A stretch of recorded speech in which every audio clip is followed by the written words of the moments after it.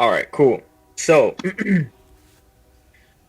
the goal here is to show you guys step by step how to get through this process, right? So if you guys are just starting this process off right now, I'm going to pretend that you haven't even looked at this stuff and you want to, get started right now and where to start when it comes to, bill remittance and restrictive endorsements and special endorsements. So we're going to start specifically with the step-by-step process that I laid out for you guys. It's in a very specific order for the simple fact that you want to do the power of attorney first. So what we're going to do is first we're going to create the power of attorney letter. I'm going to walk you through how it works, how to send it, where to send it, so you guys don't have any confusion with that. But the reason you want to send the power of attorney first is because you want to revoke all of their power as attorney, right? If you don't do this, then you're giving them a little bit more reason to make decisions on your behalf, because right now they've always had power of attorney and they will continue to have it until you remove it. So we're going to go right to the power of attorney letter that I shared with you guys here, right? And you're going to do the same thing when you get to the campus. You're going to copy this letter just as is. I'm going to show you what you need to do, right? And then I'm going to go ahead and add it to a Word document. Okay. Perfect. So now we're on the Word document. I'm going to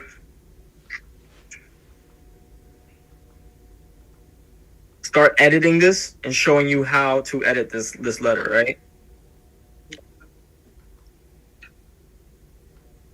Gotta fix this.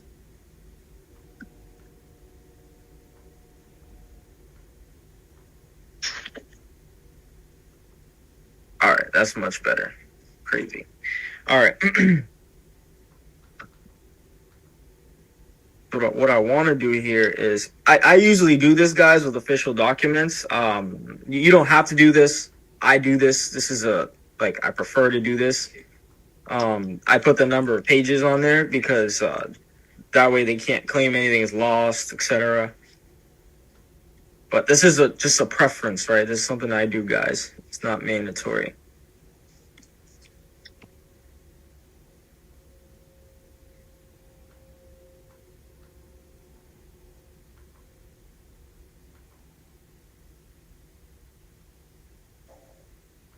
All right, cool. So now I've numbered all the pages, but that's cool. Again, it's not mandatory. So I don't really need to go through this part. You're just going to put your information, right? Name, address, city, etc. Then you're going to put the creditor's name, okay? So in this case, who is the creditor, okay? We're going to do, I was going to go over a Verizon bill today, so we're going to go right back to the instructions now that I have the letter. And we're going to figure out who Verizon's trustee and indentured trustee are, right? The reason why we need to figure out who they are, again, was because they're the ones who are facilitating this. They're the ones that we are told to contact for these specific purposes, right? The trustees are in charge of this stuff. So we're going to go to, all right, we're going to Google the company name, right? So you guys simply just have to copy this just like this. Crap.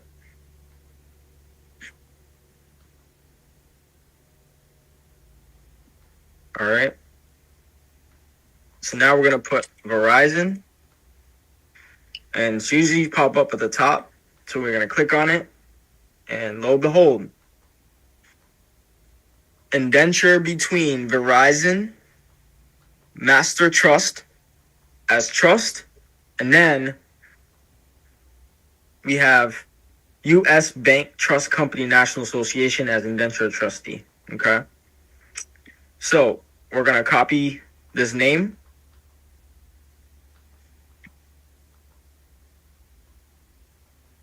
And we're going to put it right here, just like that. Okay. Then we're going to get their address. I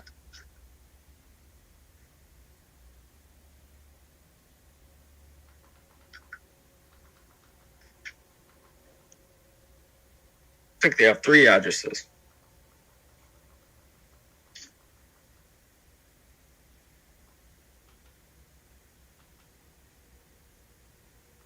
Wondering if it's the closest one. We're going to go with the one on the SEC. Here, we're going to go with this address because it's on the SEC, Securities Exchange. U.S. Bank Trust Company, National Association. Okay, so we're going to go with this address and this number for Verizon Communications. Okay.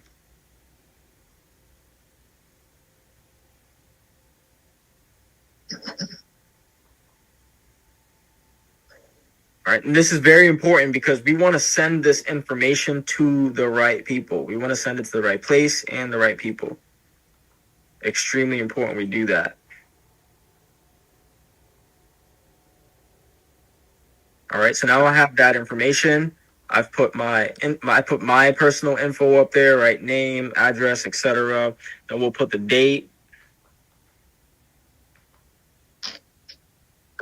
All right. Now,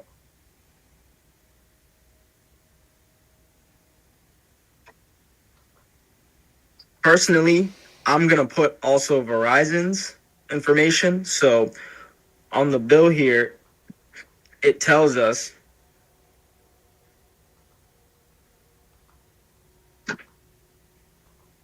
right? It always tells us where to send the bills, right? Or the bonds, securities. I'm going to call them bills for this case because everybody knows them as bills, right? So this is who we're going to send it to as well. I'm going to CC him in there. But this is the main person. So this is just a formal notice, right, guys? It's a formal notice for power of attorney. So we can send it to them. Like we can create another letter to send it to them as well. But I just kept it aside because they're also where we're sending the bill. So they'll also receive notice. But the trustee is the majority say, right? So we're going to leave the trustee here, and the creditor that we are dealing with here is Verizon. But I'm going to go with the name they have here. Where did I see it?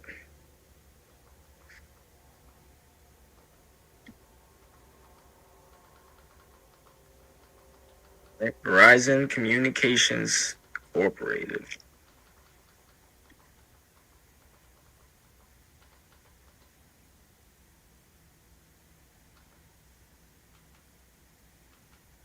All right, so I'm going to highlight this so just so you guys can keep up with what I'm editing.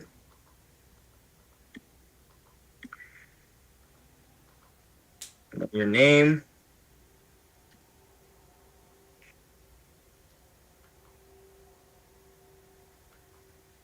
And then use the all caps name. So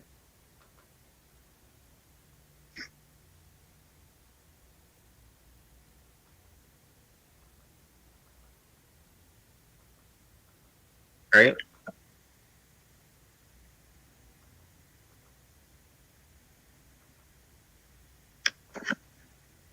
So I've edited those 2 pieces. I'm going to continue on to also editing this part as well.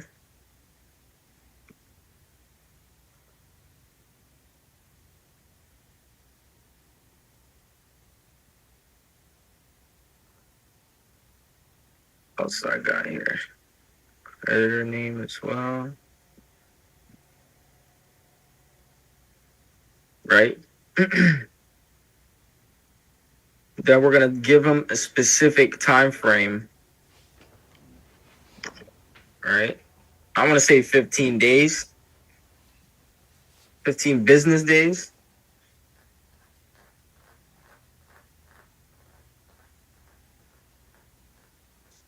Put some pressure on them. Right, same thing here.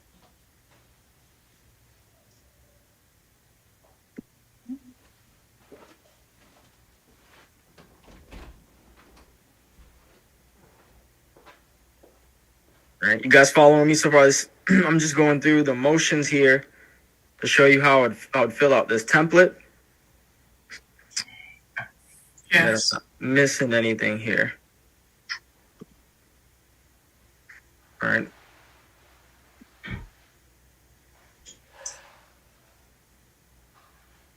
Creditor name.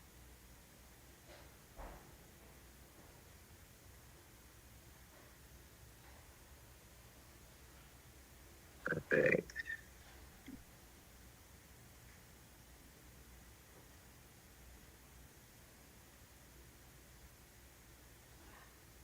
Present name. Okay.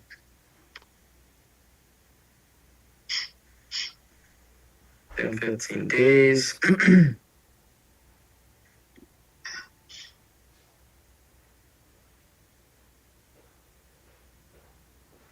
All right.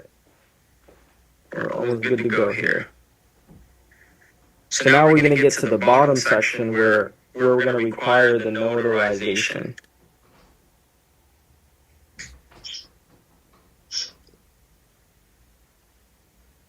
All right, in this particular section,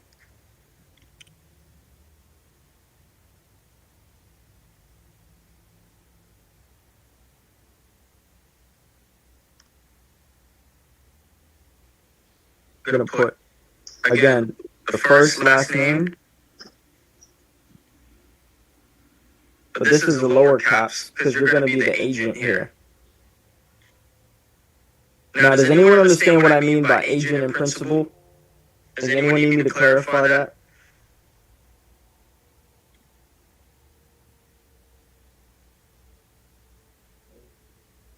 Can you clarify that for me? Yeah. So when you are technically on by contract, right? The reason you are claiming power of attorney is because you're the agent on behalf of the corporation name. So the all caps name, right? The one that is being issued the bill, that is the corporation, but you are the agent on behalf of the corporation. So now you're signing this statement here on behalf of the corporation, right? On behalf of the corporation so that you can administer this. Okay, thank you.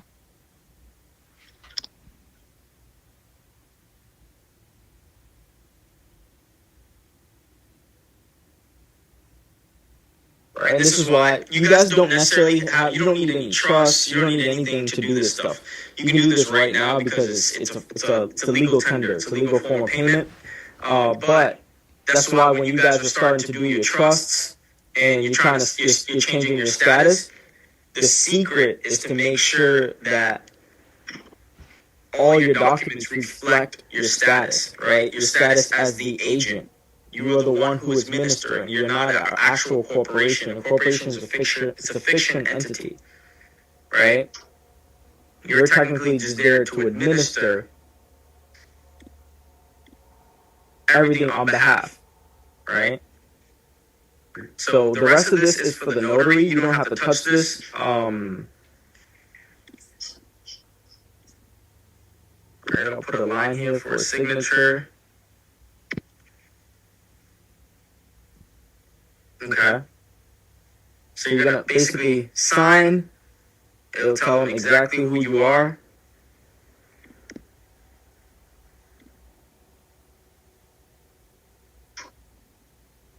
And we've simply filled out the corresponding information. Now, this is where it gets a little bit tedious, guys. You're gonna need to do this for every company you have a contract with, right? Every company you have a contract with, you're gonna need to find the indenture trustee, get their address and their location, and send it to them. I'm actually going to be very specific now and figure out who the CEO of this company is. I'm going to specify it. The CEO or CFO. What do you mean, everybody, that we're in contract with, like where you work and everything? No. So everyone that basically sends you bills. Oh, okay, my bad. Okay. Everyone that sends you bills. You're in contract with them. They send you bills every single month. That means that you have an agreement with them, right? It's an agreement that you have to. And maybe I could have worded it different. Yeah, it's an agreement that you have with them, so that they can basically administer these bonds to you and issue them to you on your behalf, and you have to be the one to finalize them, right?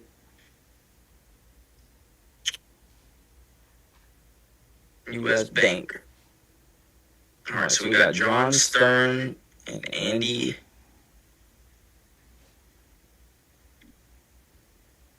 I'm gonna add both of them. I don't care. It's going straight to them.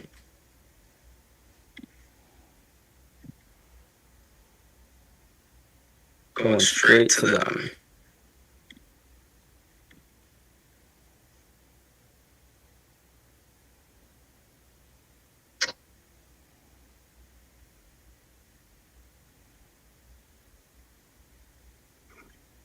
All right, the reason I'm addressing it to the CEOs, guys, is for the simple fact that they can't come back and say that it wasn't sent to anybody.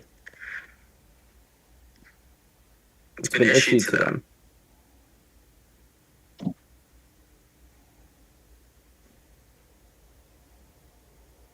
Cool. All right, so this is pretty much complete, right? So we've gone through and we've included all of the information that we need to for this particular document, right? And so that's easier for you guys to see. We're basically informing them in this entire letter, right? You guys can go through and read this on your own. But we're revoking their power of attorney, and we're informing them that we are taking back the actual rights, and we're actually ceasing and desisting them from being an authorized representative on your behalf, right? They can no longer just make decisions. You're the ultimate decision maker at this point, right? And that's another thing you guys can do is these same letters can also be sent to like your banks and stuff, right? You can send these to your banks, because what's happening is if you guys just stop using your bank account for X amount of months, they're going to shut it down on your behalf, acting on behalf of you, right? Even though you did nothing wrong, you simply just weren't actively using the bank account, right? Who's to say that you have to use your bank account? You know, it's crazy to me. If I open a bank account and I want to use it in 6 months, I will use it in 6 months. They shouldn't have to be able to shut it down on my behalf all because I didn't use it. I want to be able to shut it down on my own recourse, right? Second, once they shut down a bank account on your